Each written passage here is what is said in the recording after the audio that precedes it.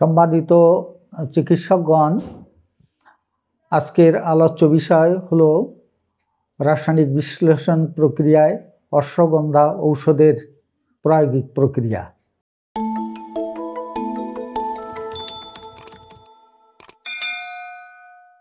আমরা এই অশ্বগন্ধাকে তার প্রায়োগিক প্রক্রিয়ার দুটি ভাগে ভাগ করতে চাই। একটি হলো আধুনিক সময়কালে অশ্বগন্ধার রাসায়নিক বিশ্লেষণ প্রক্রিয়ায় প্রায়োগিক প্রক্রিয়া, আরেকটি হচ্ছে প্রাচীনকালে অশ্বগন্ধা তার প্রয়োগের মধ্যে দিয়ে কিভাবে তারা রোগ নিরাময় করত সেই সব আলোকপাত করা খুব জরুরি বলে মনে করি। অশ্বগন্ধার ইতিহাস যদি পর্যালোচনা করা হয় তাহলে দেখা যাবে প্রাচীনকাল থেকে এটি একটি গুরুত্বপূর্ণ ঔষধ হিসেবে ব্যবহৃত হয়ে আসছে। বিশেষ করে আয়ুর্বেদিক চিকিৎসায় অশ্বগন্ধার ঔষধি গুণ প্রায় 3000 বছর পুরনো একটি ভারতের ঐতিহ্যবাহী চিকিৎসা পদ্ধতি হিসাবে গুরুত্বপূর্ণ ভূমিকা পালন করে। এই গাছটির মূল পাতা প্রধানত ঔষধ হিসাবে ব্যবহৃত হয়। অশ্বগন্ধার ঔষধ ইতিহাসে আয়ুর্বেদিক চিকিৎসা শাস্ত্রে আয়ুর্বেদে অশ্বগন্ধাকে রসায়ন হিসেবে বিবেচনা করা হয়। আধুনিককালে একে বলা হয় এশিয়ার জিনসেং। এই ওষুধটি সেই সময় আয়ুর্বেদ শাস্ত্রে শরীরকে পুনরুজ্জীবিত করা, দীর্ঘায়ু, শক্তি, রোগ প্রতিরোধ ক্ষমতা বাড়াতে সাহায্য করে। এটি শারীরিক মানসিক ক্লান্তি দূর করার জন্য ব্যবহৃত হতো। প্রাচীন পুস্তক ও চিকিৎসা গ্রন্থে, বিশেষত আয়ুর্বেদের প্রাচীন গ্রন্থ যেমন চরক সংহিতা, সুশ্রুত সংহিতাতে অশ্বগন্ধার ব্যবহার উল্লেখ রয়েছে। প্রাচীন ভারতের চিকিৎসকেরা এটি টনিক, অ্যান্টি ইনফ্লেমেটরি এবং অ্যান্টিঅক্সিডেন্ট হিসেবে ব্যবহার করতেন। গ্রিক ও রোমান চিকিৎসকেরা অশ্বগন্ধা প্রাচীন গ্রিক ও রোমান চিকিৎসাতে ব্যবহার হতো। বিশেষ করে এটি বিভিন্ন ধরনের আঘাত বা আঘাতজনিত ব্যথা নিরাময়ের জন্য। আধুনিক বিজ্ঞানের গবেষণায় অশ্বগন্ধার অ্যাডাপ্টোজেনিক বৈশিষ্ট্য হিসেবে প্রমাণিত হয়েছে, যা মানসিক চাপ কমায়। এটির শারীরিক কর্মক্ষমতা, রোগ প্রতিরোধ ক্ষমতা, স্মৃতিশক্তিতে বৃদ্ধিতে কার্যকর বলে প্রমাণিত হয়েছে। আমরা এবার দেখতে চাই অশ্বগন্ধার তার যেসব গাঠনিক উপাদান দ্বারা রাসায়নিক উপাদান যা অশ্বগন্ধার তার কাঠামো গঠন করেছে, সেই কাঠামো গঠনের জন্য যে রাসায়নিক উপাদানগুলো রয়েছে সেই উপাদানগুলো মানব শরীরে কিভাবে কাজ করে, প্রথম তার বৈশিষ্ট্য এবং তারপরে তার কোথায় কাজ করে সেই সব আমরা আলোকপাত করব। আমরা দেখি যে অশ্বগন্ধা তার গাঠনিক উপাদানটা কি। আমরা এটার অনেকগুলো কমন নেম রয়েছে, যেমন Indian ginseng, cherry, winter cherry ইত্যাদি। আমরা দেখি অশ্বগন্ধার রাসায়নিক উপাদানগুলো কি। আমরা জানি যে একটি ওষুধ হোক, যেটা যাই পৃথিবীতে হোক, তার কিছু গাঠনিক উপাদান থাকে। সেই গাঠনিক উপাদানের তার বৈশিষ্ট্য নির্ধারণ করে। আমরা এখানে দেখতে পাচ্ছি সক্রিয় রাসায়নিক উপাদান সমূহ ইথানোলেটস। আর অন্য রাসায়নিক উপাদান হলো যে অ্যালকালাইডস রয়েছে, সেখানে রয়েছে অ্যালকালাইডের কিছু যৌগ রয়েছে। এখানে রয়েছে সাপুনিন, এখানে রয়েছে sitoindosides, triterpenoid, flavonoid, glycoside, sterol, tannin, phenol, resin, amino acid, tryptophan, mineral, iron, calcium, sulphur, vitamin A, অধিক মাত্রায় এখানে আছে আয়রন। এই হলো টোটাল অশ্বগন্ধার গাঠনিক প্রকৃতি। অর্থাৎ এই সব রাসায়নিক উপাদান দিয়েই অশ্বগন্ধার গাঠনিক প্রকৃতি গড়ে উঠেছে। এই রাসায়নিক উপাদানসমূহ যে বৈশিষ্ট্য নির্ধারণ করে, সেটা অশ্বগন্ধারই বৈশিষ্ট্য এবং তার কাজ হিসেবে বিবেচিত হয়। আমরা দেখতে পাচ্ছি যে অশ্বগন্ধার আমরা প্রত্যেকটি কেমিক্যালের কিছু বৈশিষ্ট্য উল্লেখ করব। এখানে আমরা প্রথমে দেখেছি অ্যালকালাইডস, দেখেছি এটা একটি তৃতীয় জাতীয় জিনিস। এই অ্যালকালাইডের অন্তর্গত আমরা যে কেমিক্যালগুলো দেখেছি সেই কেমিক্যালগুলো হচ্ছে অ্যানাফেরিন। অ্যানাফেরিনটার কাজ হলো অ্যান্টি ইনফ্লেমেটরি, অ্যান্টি মাইক্রোবিয়াল বৈশিষ্ট্য আছে। অ্যালকালাইডের আরেকটি উইথানিয়া, যেটা আমরা এর প্রথম প্রাথমিক অ্যালকালাইড, এটা অশ্বগন্ধার উপশমকারী এবং অ্যাডাপ্টোজেনিক বৈশিষ্ট্য অবদান রাখে। আরেকটি কেমিক্যাল যৌগ অ্যালকালাইডের অন্তর্গত, সেটা সমনিফারিন। এটা আমাদের প্রশান্তিদায়ক হিসেবে কাজ করে। এই তিনটি যৌগ নিয়েই কিন্তু অ্যালকালাইড। 2 নম্বর হচ্ছে সিটোইন্ডোসাইটস, এটা একটি গ্লাইকোসাইটস।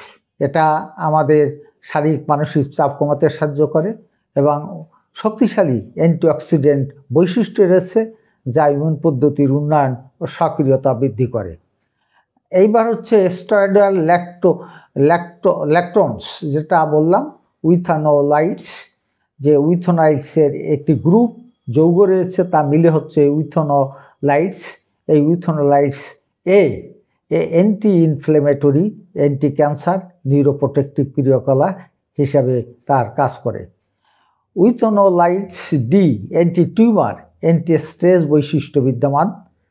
তারপর হলো উইথাফেরিন এ, এটা anti cancer, anti inflammatory, immune পদ্ধতির উন্নয়ন, সক্রিয়তা বৃদ্ধির বৈশিষ্ট্য রয়েছে। আরেকটি যৌগ রয়েছে উইথানন। উইথাননের কাজ হলো, বৈশিষ্ট্য হলো অ্যান্টিঅক্সিডেন্ট, অ্যান্টি ক্যান্সার বৈশিষ্ট্য হিসেবে কাজ করে। এগুলো একসাথে আমরা যদি দেখি, একসাথে যদি বিবেচনা করি, তাহলে এটা দেখা যাবে এর প্রথম তার বৈশিষ্ট্য স্ট্রেস হ্রাস করে এবং মানে স্ট্রেসকে কমিয়ে আনে, শরীরে হরমোনের ভারসাম্য রক্ষা করে এবং এই বিশেষত এটা অনেকগুলো হরমোনের উপর কাজ করে এবং তার সে বিষয়ে আলোকপাত করব। 2 নম্বর হচ্ছে 4, যে এখানে একটা স্যাপোনিন রয়েছে। এই স্যাপোনিনটা আমাদের কোলেস্ট্রলের মাত্রা কমাতে এবং রোগ প্রতিরোধ বাড়াতে এবং অ্যান্টি টিউমার বৈশিষ্ট্য হিসাবে কাজ করে। এছাড়া এটা ইস্ট্রোজেন এবং টেস্টোস্টেরন হরমোনের কার্যকর শক্তি বৃদ্ধি করে। আরেকটি কেমিক্যাল তানিন। তানিন হচ্ছে অ্যান্টিঅক্সিডেন্ট বৈশিষ্ট্য, ইমিউন পদ্ধতির উন্নয়ন ও সক্রিয়তা বৃদ্ধি করে। আরেকটি যৌগ রয়েছে ফ্লাভোনয়েডস। এটা এই যৌগতে অ্যান্টিঅক্সিডেন্ট বৈশিষ্ট্য রয়েছে, সবচেয়ে শক্তিশালী অ্যান্টিঅক্সিডেন্ট বৈশিষ্ট্য রয়েছে, যা সেলুলার ক্ষতি থেকে আমাদের বৃদ্ধির সুরক্ষা প্রদান করে। আরেকটি ইম্পর্টেন্ট আমি কথা বলেছিলাম, সেটা হচ্ছে অশ্বগন্ধায় লৌহ রয়েছে, আয়রন রয়েছে, যা রক্ত স্বল্পতার মতো অবস্থা পরিচালনায় গুরুত্বপূর্ণ ভূমিকা পালন করে। এই যৌগগুলো একসাথে অশ্বগন্ধায় যে বৈশিষ্ট্য নির্ধারণ করে, সেই বৈশিষ্ট্যগুলো এখন আমি কথা বলতে পারি। প্রথম হচ্ছে এই যৌগগুলোর একসাথে অশ্বগন্ধার যে বৈশিষ্ট্য, তা হলো 1, শক্তিশালী অ্যান্টিঅক্সিডেন্ট, যা শরীরের ক্ষতিকারক টক্সিনকে নিউট্রালাইজ করে এবং কোষ কলাকে রক্ষা করে। 2 নম্বর হচ্ছে টেস্টোস্টেরন হরমোন বৃদ্ধি করে। 4 নম্বর ইস্ট্রোজেন হরমোন, মহিলাদের ইস্ট্রোজেন হরমোন বৃদ্ধি করে। 4 নম্বর হচ্ছে অ্যাডিনাল গ্ল্যান্ডের উন্নয়ন এবং সক্রিয়তা বৃদ্ধি করে। 5 নম্বরে মস্তিষ্কের উন্নয়ন। 6 নম্বরে প্রদাহনাশক হিসেবে কাজ করে। 7 নম্বর রক্তে সুগারের মান কমায়। 8 নম্বর পুরুষের প্রোল্যাক্টিন হরমোন কমায় এবং 9 নম্বর ইমিউন পদ্ধতির উন্নয়ন, সক্রিয়তা বৃদ্ধি করে। 10 নম্বর শারীরিক মানসিক চাপ নিয়ন্ত্রণ করে। 11 নম্বর ক্যান্সার প্রতিরোধক হিসেবে কাজ করে। 12 নম্বর বার্ধক্য প্রতিরোধ করে। 13 নম্বর যকৃতের কার্যকর শক্তি বৃদ্ধি করে। 14 নম্বর ঘুমের উদ্বেগ সৃষ্টি করে। 15 নম্বর ব্যাকটেরিয়া নাশক। 16 নম্বর টিউমার নাশক। 17 নম্বর রক্তের সংবহন প্রভাব বৃদ্ধি করে এবং 18 নম্বর অ্যান্টিবায়োটিক হিসেবে কাজ করে। 19 নম্বর ভাইরাস নিষ্ক্রিয় কারক হিসেবে কাজ করে। 20 নাম্বার স্নায়ুতন্ত্রের উদ্দীপক হিসেবে কাজ করে।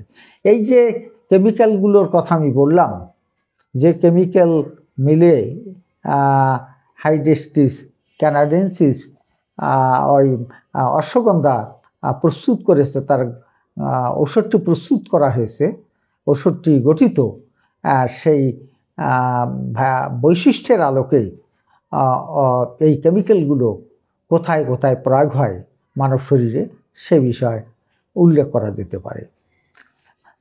প্রথমে আমরা বলেছি যে এখানে উইথোনোলাইটস নামক যে কেমিক্যালটি রয়েছে, এই কেমিক্যালটি টেস্টোস্টেরন হরমোন বৃদ্ধি করে, এবং এই টেস্টোস্টেরন বৃদ্ধি করা মানেই হচ্ছে তার শুক্রকীটের সংখ্যা বৃদ্ধি, গতিবেগ, গুণগত উন্নয়ন, উৎপাদন, চারিত্র বৈশিষ্ট্য বৃদ্ধি পাবে, যৌন শক্তি আকাঙ্ক্ষা বৃদ্ধি পাবে, পেশির আকার ও শক্তি সামর্থ্যতা বৃদ্ধি পাবে, এবং আমাদের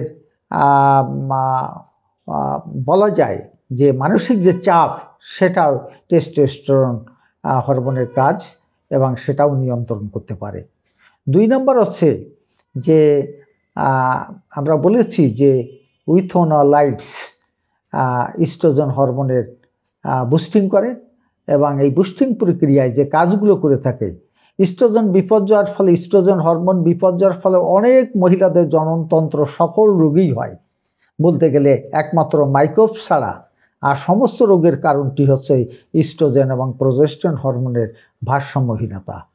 তাই আমরা প্রথমে দেখি ইস্ট্রোজেন হরমোনকে বুস্টিং প্রক্রিয়ায় ডিম্বাণু পরিপক্ক প্রক্রিয়া বন্ধ্যাত্ব নিরাময়ে সাহায্য করে, পলিসিস্টিক ওভারিয়ান সিনড্রোম নিরাময়ে সাহায্য করে, যৌন উদ্দীপনার সৃষ্টি করে, যার ফলে যৌন শক্তি আকাঙ্ক্ষা বৃদ্ধি করে। এটি হচ্ছে ইস্ট্রোজেন হরমোন একটা ব্যাপার।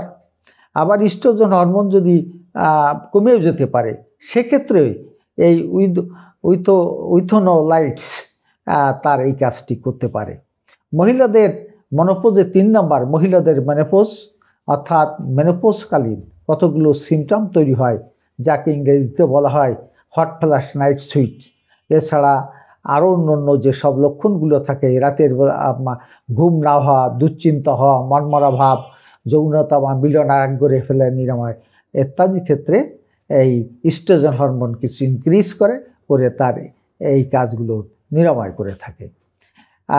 অধিক উচ্চমাত্রায় কোলেস্টেরল, ফ্লাভোনয়েড আছে এখানে, যে ফ্লাভোনয়েড শরীরের ক্ষতিকারক যে উপাদানগুলো আছে সেগুলোকে নিউট্রালাইজ করে, এবং সেজন্য বলছে উচ্চ রক্তচাপ, কোলেস্টেরল, ফ্যাট কমিয়ে আনার প্রক্রিয়ায় আমাদের যে আঠারিতে এইগুলো ব্যাড সাবস্টেন্স জমা হয়, তাকে আমরা অথেরোস্ক্লেরোসিস বলি, এবং এই হাই অ্যান্টিঅক্সিডেন্ট প্রক্রিয়ায় অথেরোস্ক্লেরোসিস কমিয়ে নিয়ে আমাদের হৃদযন্ত্রের কাজকে উন্নতি সাধন করে থাকে।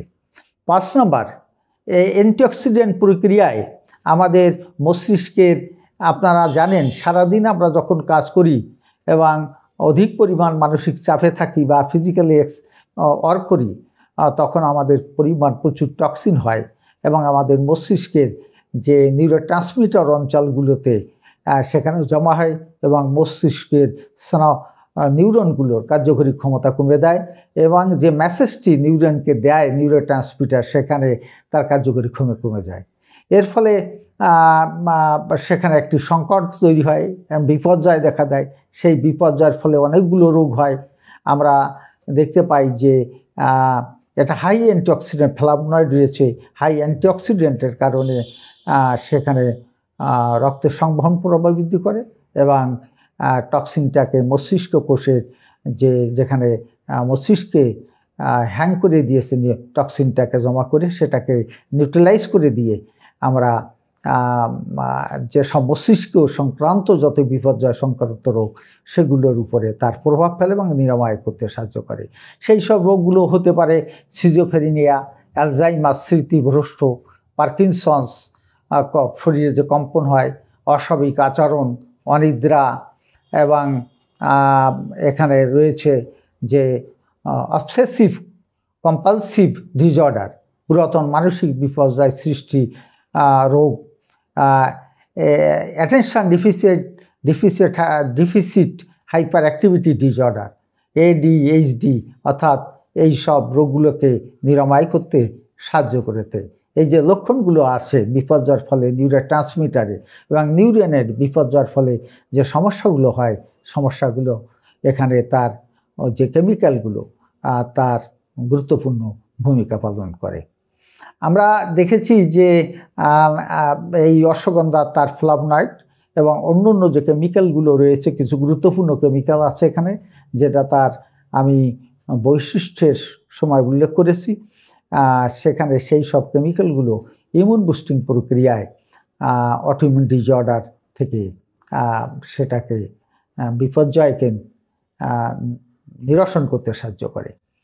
তাহলে আমরা দেখি যে কিছু গুরুত্বপূর্ণ, আমরা প্রথমে দেখি যে থাইরয়েড হরমোন ডিজিজ। আমরা দেখতে পাই যে হাইপারথাইরয়েডিজমের ক্ষেত্রে দুটো দিক, একটি আয়োডিন ডিফিসিয়েন্সি হলে হাইপোথাইরয়েডিজম দেখা যায়, আরেকটি হচ্ছে যে থাইরয়েড গ্রন্থি যদি ইমিউন সিস্টেম তার আক্রান্ত হয় ভুলবশত, তখন তার নুডুলগুলো ক্ষতিগ্রস্ত হয়, তখন তারপরে তার অ্যাক্টিভিটিস কমে যায়, তখন আমরা বলি যে হাইপারথাইরয়েডিজম। এই ইমিউন সিস্টেম উন্নয়ন সক্রিয়তা বৃদ্ধির প্রক্রিয়ায় অশ্বগন্ধা সে থাইরয়েড নুডুলের কার্যকরী ক্ষমতা বাড়িয়ে দেয়। আরেকটি হচ্ছে হাইপারথাইরয়েডিজম। হাইপারথাইরয়েড প্রচুর পরিমাণেও অটোইমিউন ডিসঅর্ডার কারণে হয়, ইমিউন সিস্টেম বিপর্যয়ের ফলে এগুলো হয়, ফলে ইমিউন সিস্টেমের উন্নয়ন সক্রিয়তা বৃদ্ধির প্রক্রিয়ায় সেটা তারা নিরাময় করে থাকে, বিপর্যয় নিরাময় করে থাকে। আমরা দেখেছি যে ইমিউন বিপর্যয়ের ফলে, ইমিউন সিস্টেম বিপর্যয়ের ফলে আমাদের শরীরের কতগুলো গুরুত্বপূর্ণ রিউমেটয়েড আর্থ্রাইটিস, অস্টিওআর্থ্রাইটিসের মতো রোগ হয়। ফলে ইমিউন সিস্টেম বিপর্যয় নিয়ন্ত্রণ প্রক্রিয়ায় এই কেমিক্যালগুলো সেখানে নিয়ন্ত্রণ করতে পারে। যেখানে আমরা রিউমেটয়েড আর্থ্রাইটিস, অস্টিওআর্থ্রাইটিসে আমরা যখন এটা বৃদ্ধি পাই, ইমিউন সিস্টেম ডিসঅর্ডার হয়, তখন মানব শরীরে সি-রিঅ্যাক্টিভ প্রোটিনের মাত্রা বেড়ে যায়। তখন আমরা ধরে নিতে পারি যে ইমিউন ডিসঅর্ডার হয়েছে, ইমিউন সিস্টেম ডিসঅর্ডার হয়েছে এবং তার অটোইমিউন ডিসঅর্ডারের প্রক্রিয়ায় ক্ষতিগ্রস্ত করছে আমাদের বিভিন্ন সন্ধি কোষকলাকে। তখন সিআরপিকে সে কমিয়ে আনতে পারে। আরেকটি হচ্ছে যে আমাদের ব্লাড সুগার যেটা নিয়ন্ত্রণ করে। এখানে দুই ধরনের ব্লাড সুগারের নিয়ন্ত্রণ, আমাদের ডায়াবেটিস দেখা যায়। একটা আছে ইনসুলিন ডিফিসিয়েন্সি ডায়াবেটিস, আর একটা আছে ইনসুলিন প্রচুর পরিমাণ নিঃসরণ হয় কিন্তু সেটা রেজিস্ট্যান্স কোষকলায় সেটা প্রবেশ কার্বোহাইড্রেটকে বিপাক করতে কোষকলায় প্রবেশ করতে পারে না। সেই ক্ষেত্রে এই ক্ষেত্রে ফ্লাভোনয়েড নামক কেমিক্যালটি তারা প্যাঙ্ক্রিয়াসের যে বিটা সেল, যে ইমিউন সিস্টেম দ্বারা বিপদগ্রস্ত হয়, সেই ইমিউন পিসফুল করে প্যাঙ্ক্রিয়াসের কার্যকরী শক্তি বেড়ে ইনসুলিনের মাত্রা বৃদ্ধির প্রক্রিয়ায় ব্লাড সুগারের মান নিয়ন্ত্রণ করতে সাহায্য করে। আরেকটা কথা বলা হয়েছে, প্রচুর পরিমাণ এখানে অ্যালকোলাইড রয়েছে, তার একটি যৌগ রয়েছে, ফলে সে অ্যান্টিবায়োটিক হিসেবে সেখানে কাজ করে। আবার ফ্লাভোনয়েড রয়েছে যে ইমিউন সিস্টেম বুস্টিং, ইমিউন সিস্টেমসকে উন্নয়ন ও সক্রিয়তা বৃদ্ধি করে। এই ক্ষেত্রে আমাদের প্রতিরোধ শক্তি বৃদ্ধির প্রক্রিয়ায় যেসব মাইক্রোবস ডিজিজগুলো আছে, একদিকে তারা অ্যান্টিবায়োটিক হিসেবে পালন করে, একদিকে ইমিউন বুস্টিং প্রক্রিয়ায় তারা অ্যান্টিবডি সৃষ্টি করে, তারা টি সেলকে ইনক্রিজ করে, তারা বি সেলকে ইনক্রিজ করে এবং তারা ফাইট করার জন্য তাকে সক্রিয় করে। এই জন্য জীবনী সংক্রান্ত রোগসমূহ নেই। এই সব রোগসমূহ হচ্ছে সালমানেলা, স্টোফাইলোকক্কাস, সিস্টো রোগসমূহ। এই দুই হচ্ছে যে কিছু ভাইরাস যাদেরকে নিষ্ক্রিয় করে দেয়, HIV, হারপিস, বার্সাল ভাইরাস, এগুলো নিষ্ক্রিয়। ফাঙ্গালকে সেখানে তারা নিষ্ক্রিয় এবং ধ্বংস করতে পারে এবং ফাঙ্গাল সংক্রান্ত যত রোগ আছে সেক্ষেত্রে এই অ্যালকোলাইড এবং ফ্লাভোনয়েড নামক কেমিক্যালের গুরুত্বপূর্ণ ভূমিকা পালন করে। আরেকটি হচ্ছে যে আমাদের আরেকটি গুরুত্বপূর্ণ হচ্ছে যে আমাদের ঘুমের উদ্বেগ সৃষ্টি করে। আমরা বলেছি বৈশিষ্ট্যতে সেখানে দেখা গেছে যে এই এসে অশ্বগন্ধা প্রচুর পরিমাণে আমার ট্রিপ্টোফ্যান নামক অ্যামাইনো অ্যাসিড আছে এবং যেটা আপনার আমাদের ঘুমের উদ্বেগ সৃষ্টি করে এবং সেটা বুস্টিং করে এবং বুস্টিং প্রক্রিয়া ঘুমের উদ্বেগ সৃষ্টি করে। আরেকটি আমরা কথা বলেছি যে সেটা হচ্ছে রক্ত স্বল্পতা ক্ষেত্রে নিরাময় করতে পারে, কারণ প্রচুর পরিমাণ আয়রন ডিফিসিয়েন্সি যে রক্ত স্বল্পতা আছে হয় আমাদের, আর সেখানে যেহেতু প্রচুর পরিমাণ আয়রন আছে সুতরাং রক্ত স্বল্পতার ক্ষেত্রে এই অশ্বগন্ধার প্রয়োগ করা যেতে পারে। অ্যাড্রিনালিন গ্রন্থি থেকে আমরা বলেছি যে এটা অ্যান্টিস্টেজ অ্যাডাপ্টোজেনিক হার্স বলেছি, একেবারে পরিষ্কার ভাষায় আমরা বলেছি যে আমাদের যে চাপ থাকে শারীরিক মানসিক, তার প্রথম স্টেজে আমাদের শরীর থেকে একটি হরমোন এই চাপ নিয়ন্ত্রণ করে থাকে।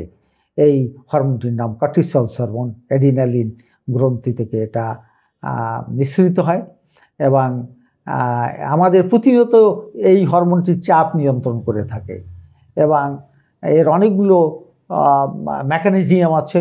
তার প্রথম মেকানিজমটা প্রাথমিকভাবে সেটা করে থাকে।